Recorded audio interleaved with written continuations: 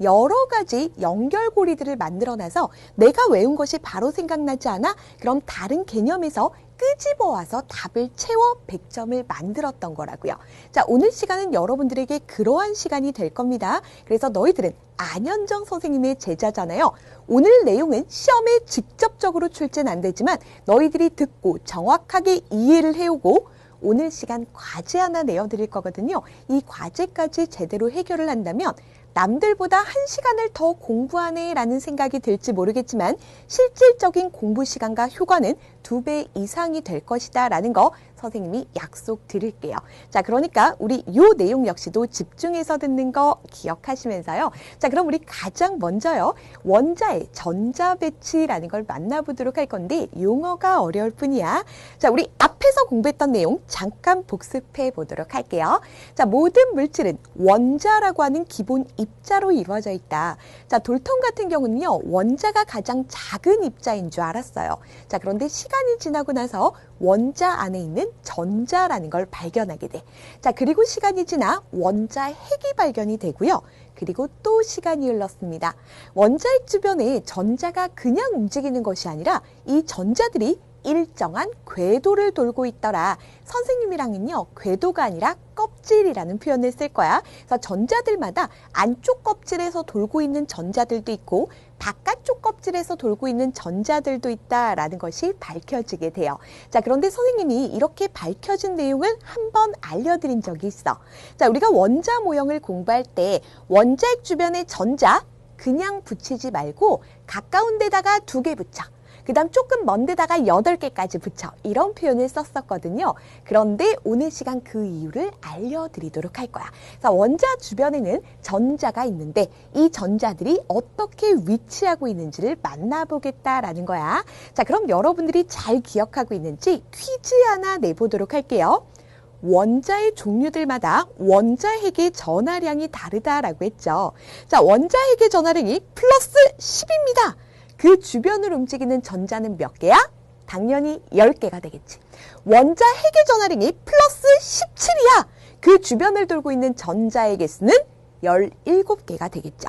그래서 원자라는 것은 원자 핵의 플러스 전하량과 전자의 총 마이너스 전하량이 같습니다 라고 얘기를 했었던 거고요. 자, 그럼 이러한 전자들을 어떻게 하면 정확하게 채울 수 있는지 살펴보겠다라는 거야. 자, 지금 선생님이 나타낸 게 뭔 것 같아요? 원자입니다. 자, 우리가 공부했던 거는 원자 핵이 있었고요. 플러스 전하를 띠고 있고 그 주변에 마이너스 전하를 띠는 전자들이 움직이고 있어요 라고 했죠. 자, 그런데 실제로 발견이 된 건 전자가 그냥 움직이는 것이 아니라 전자들마다 고유의 궤도, 고유의 껍질에서 돌고 있어. 그래서 선생님이 지금 첫 번째 껍질, 두 번째 껍질, 세 번째 껍질을 나타내놓은 거예요. 자, 그런데 이 껍질에다가 이름을 붙여보도록 할 거야. 자, 우리 첫 번째 껍질에다가는요, K 껍질이라고 할 겁니다. 우리나라의 김씨가 제일 많죠. 그리고 두 번째 껍질은 L 껍질이라고 할 겁니다. 두 번째로 이 씨가 맞나요? 자, 그리고 세 번째 껍질은 M 껍질이라고 할 거고요. 그 다음은 뭐 N 껍질 이런 식으로 알파벳 순서로 나가고 있어. 근데 알파벳 순서면 솔직히 가장 안쪽에다가 A, B, C 이렇게 써야 되잖아. 이게 왜 그러냐면 이렇게 전자들이 일정한 궤도, 일정한 껍질에서 돌고 있어 라는 걸 밝혀낸 과학자가 보어라는 과학자였거든. 근데 이 보어가 자신이 없는 거야. 내가 생각했을 때 전자들마다 특정한 궤도에서 돌고 있는 것 같은데 여기 안쪽에 또 다른 껍질, 또 다른 궤도가 있을지도 몰라. 누군가가 발견할 거니까 나는 그냥 중간부터 써야지 K부터 시작을 했는데 알고 보니까 이게 첫 번째 껍질이 되었어. 그래서 여러분들은 KLMN인데 아마 세 번째 껍질까지만 공부하시게 될 거예요. 자, 그러면 도대체 전자들이 이제 채워지게 될 건데 어떻게 채워질까라는 거야. 먼저 원자핵의 전하량이 플러스 10이에요. 그럼 전자를 10개를 채우면 되고 플러스 17이면 17개를 채우면 된다며. 채우는데 마구잡이로 채우는 것이 아니야.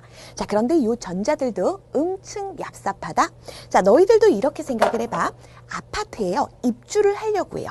자, 1층도 있고요. 2층도 있고요. 3층도 있고 뭐 꼭대기층도 있을 거야. 물론 이 아파트에요. 꼭대기층은 전망이 좋을 거예요. 그리고 1층 같은 경우는 아래쪽에 있으니까 안정되다라고 얘기할 수가 있지. 그래서 너네 위쪽에 있는 것보다는 아래쪽에 있을수록 안정돼요. 지진 나봐라. 대피하기도 1층이 제일 쉽다. 자, 이런 식으로 우리는 아래쪽에 있을수록, 바꿔 말하면 원자에서는 핵에 가까우면 가까울수록 안정됩니다 라고 얘기를 하는데, 얘도 하나의 아파트라고 보시면 돼. 1층, 2층, 3층이 되겠죠.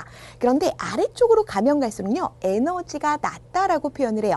에너지 낮은 쪽에 먼저 채워지는 거고, 나중에 위쪽으로 점점 채워지게 될 것이다. 그래서 우리가 보통 2학년 때 공부한 적이 있는데, 너희들이 2학년이구나.